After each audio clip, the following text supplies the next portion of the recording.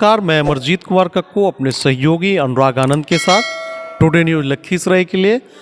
आज मैं हूँ कैथोलिक चर्च बसौनी में, जो जिला के लखीसराय जिला में एकमात्र ऐसा चर्च रहा है जिसकी एक समय में बड़ी चर्चा रही है। माना जाता है कि आज से लगभग 65 साल पहले इस चर्च की नींव पड़ी थी और ये लखीसराय ज़िले में मात्र एक ऐसा चर्च है जिसका बड़ा व्यापक स्कोप रहा है। इर्द गिर्द के क्षेत्रों में, ग्रामीण इलाकों में उससे जुड़े जो गरीब गुरबा बच्चे हैं उसको शिक्षित करने में, एजुकेटेड करने में इस चर्च की बड़ी भूमिका मानी जाती रही है। और आप देख रहे होंगे मेरे बैकग्राउंड में भगवान यीशु की वो मूर्ति जिसमें उनको टांग दिया गया था कीलों के सहारे, और वो यही चर्च है जिसकी बड़ी चर्चा रही है। आज चूँकि क्रिसमस डे है और इसलिए टुडे न्यूज़ ने ये तय किया कि इस चर्च की बातें भी थोड़ी व्यूवर्स को दिखाया जाए और बताया जाए। ये देख सकते हैं बच्चियों के द्वारा जो इस चर्च से जुड़े या स्कूल से जुड़े जो बच्चियां हैं उसकी तैयारी चल रही है। एक तरीके से एक तरफ तैयारी चल रही है और ये खूबसूरत साफ़ सुथरा भवन, यहाँ प्रे किया जाता है। और यहाँ के जो फादर हैं वो भी यहाँ पर मौजूद हैं। मैं उनसे आपकी बातचीत करवाता हूँ और इन्हीं के माध्यम से आपको जानकारी दिलवाता हूँ। नमस्कार सर, क्या नाम है फादर आपका? मैं फादर दिनेश हूँ, बसौनी चर्च के पल्ली पुरोहित। अच्छा, फादर दिनेश हैं। ये इस चर्च की स्थापना को लेकर और इसका जो कार्यकलाप है, इसका जो कार्य क्षेत्र है, क्या क्या चीज़ें इसके माध्यम से की जाती हैं ग्रामीण इलाकों में या निकटवर्ती इलाकों में, उसके बारे में थोड़ी जानकारी दे सकते हैं। यह चर्च लगभग 60-65 साल पुरानी है और चर्च की स्थापना से ही यह इलाके के लिए वरदान साबित हुई है। शिक्षा के क्षेत्र में, सामाजिक बुराइयों को दूर करने के शिक्षा में, लोगों के उत्थान के लिए बहुत सारे कार्य किए जा रहे हैं। और विशेषकर अभी हम लोग Saint Joseph's middle school Basauni के नाम से अपना स्कूल है, जो चैरिटेबल स्कूल के नाम से ही है। बच्चे का फीस 300-400 है और हमारे यहाँ लगभग 16 स्टाफ हैं। तो बच्चों की शिक्षा के में बहुत कार्य किया गया है। और दूर दराज के जो आसपास गांव आते हैं, जो दलित गांव हैं और आदिवासी गांव हैं और दूसरे भी ऐसे गांव हैं जिनके अंदर में क्या बोलते हैं कि जो सामाजिक बुराइयां हैं, जो दहेज प्रथा था शुरू से, बाल जैसे जो कुरीतियाँ हैं जो समाज में व्याप्त, खास करके हिंदू समुदाय में निचले तबकों में जो कुरीतियाँ मानी जाती है और शिक्षा की वजह से, उसको दूर करने की दिशा में ये चर्च काम करता है, ऐसा आपका कहना। एक चीज़ और है सर, जैसे इसका मर्तबा या रुतबा 10-12 साल पहले बहुत ज़्यादा हुआ करता था और आज जब हम बहुत दिनों बाद आए हैं तो इसकी रौनक में थोड़ी कमी सी लग रही है, उसका क्या कारण है? ऐसे तो मैं नहीं मानता हूँ कि रौनक में ज़्यादा कमी आई है। लॉकडाउन था तो लगभग 2-2.5 साल लॉकडाउन था, जिसके कारण सब चीज़ अस्त व्यस्त था। तो रिवाइव करने में, जैसे अपना चर्च का रिवाइव करने में, स्कूल का रिवाइव करने में टाइम लगता है, वही समय लिया जा रहा है। रीएस्टेब्लिशमेंट में कोरोना के बाद थोड़ा वक्त लगा है। यस जी सर। दूसरी चीज़ है कि ऐसा मानते हैं लोग, ये चर्चाएं होती रही हैं अखबारों में, टीवी चैनल्स में, कि 2014 के बाद जब मोदी जी की सरकार आई तब हिंदूवादी संगठनों का ऐसे चर्च पे थोड़ा फोकस रहा। ऐसा कोई मसला आपकी नज़र में आया हो जब हिंदूवादी संगठनों ने आपके कार्यकलाप को लेकर सवाल उठाए हो या सीमित किया हो अपना दायरा, उसकी वजह से ऐसी कभी कोई वजह रही है सर? नहीं, मेरे यहाँ तो ऐसे कोई किसी इस प्रकार की छोटा सा भी पॉइंट मेरे यहाँ नहीं है। हम लोग सब एक दूसरे से मिल के, हमारे गांव बसौनी वाले और धरारा है, आसपास के जो भी गांव हैं, सब एक भाईचारा की तरह से एक दूसरे से मिल के रहते हैं। नहीं लगता है कि हम ईसाई हैं, वे हिंदू हैं और कोई दूसरे हैं। सब एक भाईचारा, एक देश के निवासी हैं और एक भाई बहन के समान जीते हैं। अच्छा फादर, एक और चीज़ आई है कि ग्रामीण इलाकों में ऐसा माना जाता है कि जो खास करके बसौनी चर्च है वो धर्मांतरण को लेकर कई बार इस तरह की चर्चा रही है कि धर्मांतरण का प्रयास गाहे बगाहे होता रहा है, आप उस पर क्या कहना चाहेंगे? धर्मांतरण की बात करते हैं तो बसौनी में क्या बोलते हैं कि जब से चर्च की बसौनी कैथोलिक चर्च की स्थापना हुई है आज तक इस विषय में कहीं भी कुछ भी नहीं सुनने को मिला है। और आज तक अगर धर्मांतरण की बात रहती तो यहाँ बहुत कुछ हुआ रहता, लेकिन वैसे कुछ भी बात नहीं है यहाँ। मतलब मोस्ट प्रॉब्ली इसका चैरिटेबल फंक्शन है इस इलाके में, से एजुकेशन लेवल पर थोड़ा कुरीतियों पर चर्चा होनी चाहिए, थोड़ा अवेयरनेस प्रोग्राम है, इस तरह का ये कार्यकलाप रहा है इस चर्च का। जी सर, जी सर। और आज हम क्रिसमस मना रहे हैं, ये सब बातें तो होते रहती है। नहीं, देखिए होना तो क्रिसमस ही चाहिए, आज बड़ा दिन है, उसमें माना जाता है कि क्रिश्चियन का सबसे बड़ा त्यौहार पूरी दुनिया इसको मनाती है, इटली से लेके आप बसौनी तक, जो जहाँ जहाँ चर्चेज हैं वहाँ बड़े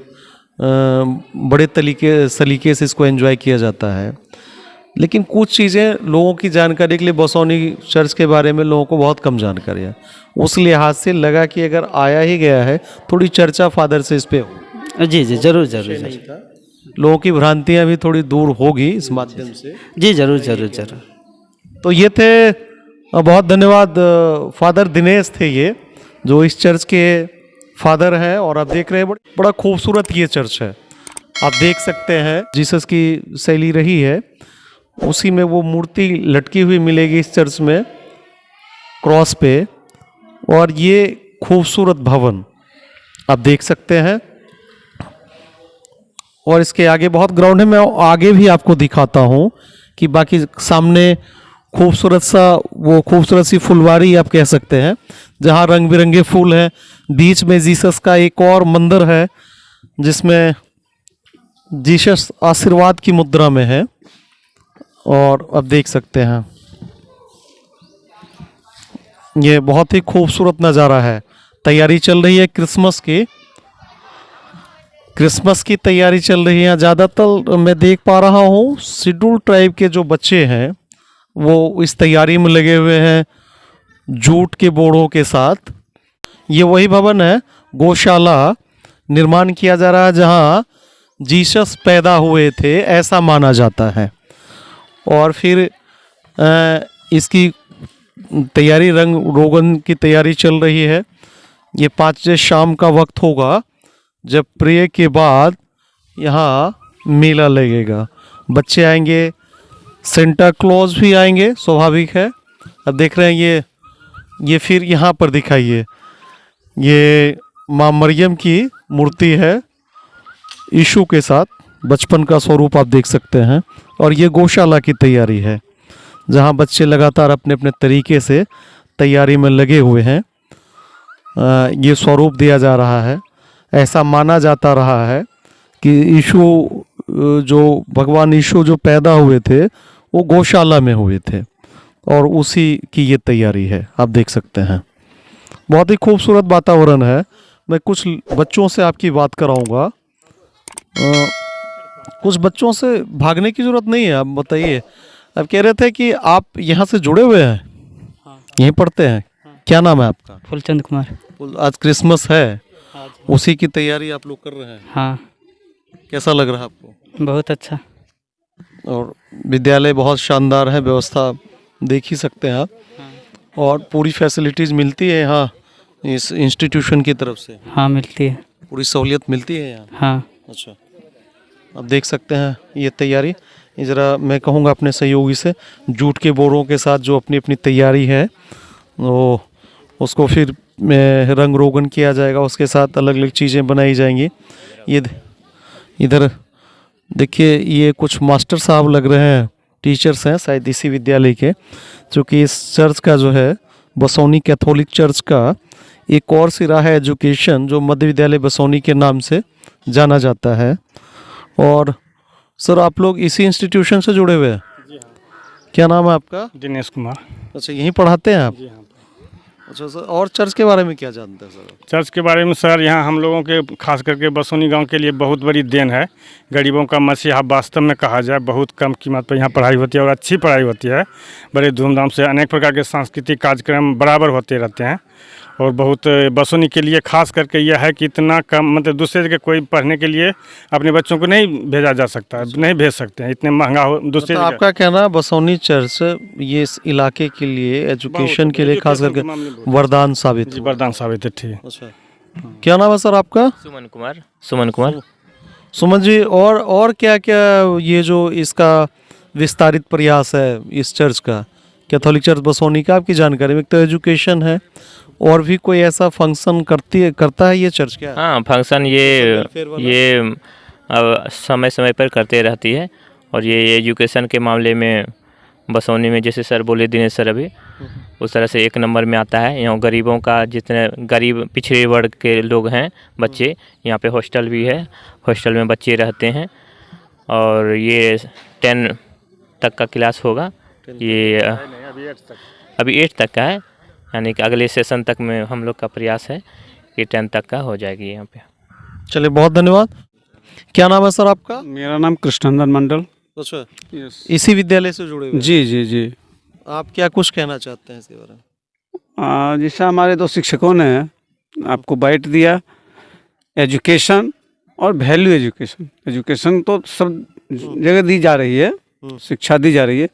हम लोग बच्चों के संस्कार, अनुशासन और सोशल वर्क मतलब आपका कहना है एजुकेशन और value of literacy, yes, value of literacy, ये जो संस्था वैल्यू ऑफ लिटरेसी पे बात कर यस। और हम लोग सामाजिक तौर पर देखा जाए तो हम लोग पर्यावरण को विशेष महत्व देते हैं, है ना।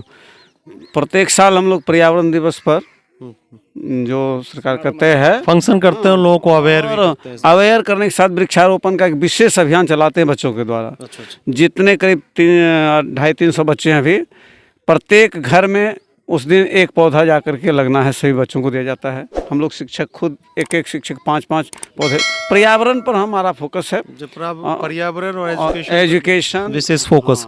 धन्यवाद। आप सुन रहे थे, ये टीचर्स हैं जो इसी कैथोलिक चर्च का विस्तारित विद्यालय है, मध्य विद्यालय बसोनी, जहाँ 10वीं तक के की क्लास है। और खास करके इस कैथोलिक चर्च बसोनी का के लोगों का और यहाँ के जो बच्चे हैं पढ़ने वाले, ऐसा माना जाता है कि एजुकेशन और पर्यावरण पर इसका खास फोकस रहा है। जब से इस चर्च की स्थापना हुई है, तब से इस जो निकटवर्ती इलाकों में जो गरीब गुरबा बच्चे हैं, पिछड़े वर्ग के जो बच्चे हैं, दलितों के बच्चे हैं, उसके लिए एजुकेशन के रास्ते थोड़ा खुले हैं। और ये एक वाहिद विद्यालय है जो वैल्यू ऑफ लिटरेसी पे बात भी करती है, ऐसा मानना है। आप देख रहे होंगे इसके ये खूबसूरत वातावरण, बहुत कम लोग जानते हैं कि बसोनी में इतना खूबसूरत चर्च भी है। ऐसे चर्चा तो रही है, लेकिन बहुत कम लोग का आमद रफ्त यहाँ रहा है। मैं अपने पोर्टल के माध्यम से इसकी जानकारी देना चाहता हूँ कि अगर निकट भविष्य में कहीं कोई प्रोग्राम बनाना चाहते हैं बच्चों के लिए सोढ़ा लखीसराय के लेवल पर, तो इस दिशा में भी प्रयास किया जा सकता है। कैथोलिक चर्च बसोनी की एक झलक ली जा सकती है और बच्चों को दिखाया जा सकता है। मैं अमरजीत कुमार कक्कू अपने सहयोगी अनुराग आनंद के साथ टुडे न्यूज़ लखीसराय के लिए फ़िलहाल कैथोलिक चर्च बसोनी के इस खूबसूरत परिसर से विदा लेता हूं। ऐसी ही खबरों के लिए देखते रहिए टुडे न्यूज़ लखीसराय। बहुत बहुत धन्यवाद।